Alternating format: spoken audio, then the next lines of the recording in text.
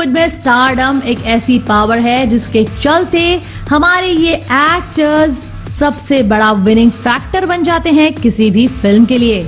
पिछले कुछ सालों में रिलीज होने वाली अक्षय कुमार की फिल्मों पर अगर गौर करें तो एक समानता आपको जरूर देखने को मिलेगी।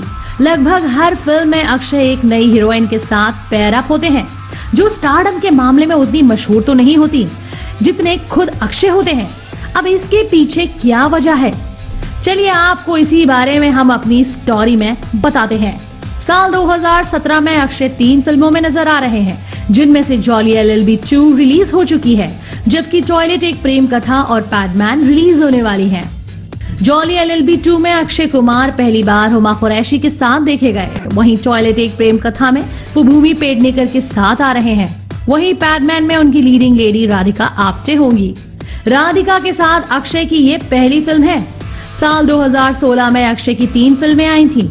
हाउसफुल 3 में वो जैकलीन फर्नांडिस के साथ पेयर्ड अप थे, जबकि एयरलिफ्ट में निमृत कौर और रुस्तम में इलियाना डिक्रूज के साथ उनकी जोड़ी देखने को मिली थी। इनमें से सिर्फ जैकलीन ही ऐसी हीरोइन है जिनके साथ अक्षय साल 2015 की फिल्म ब्रदर्स में पहले भी काम कर चुके थे। अब आपको इन सारी फिल्मों में एक कॉमन फैक्टर तो समझ में आ ही गया होगा कि जैकलीन को छोड़ के बाकी सारी एक्ट्रेस अक्षय के साथ पहली बार ही काम कर रही थी और तजुर्बे के मामले में नई ही रही हैं। बेबी में अक्षय के opposite Madhurima Tuli, Singh is Bling में एमी जैक्सन और गब्बर इज बैक में श्रुति हासन उनके साथ नजर आई थी। हालांकि इस फिल्म में उनकी पत्नी के रोल में करीना कपूर ने गेस्ट अपीयरेंस भी दी थी।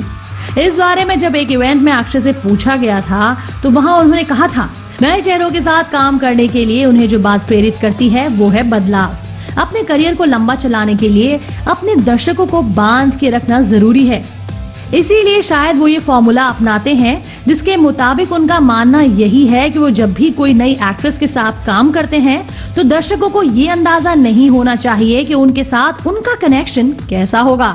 वैसे एक्ट्रेसेस को रिपीट ना करने का फॉर्मूला अपनाने से एक फायदा ये भी है कि फिल्म के केंद्र में वो खुद ही रहते हैं।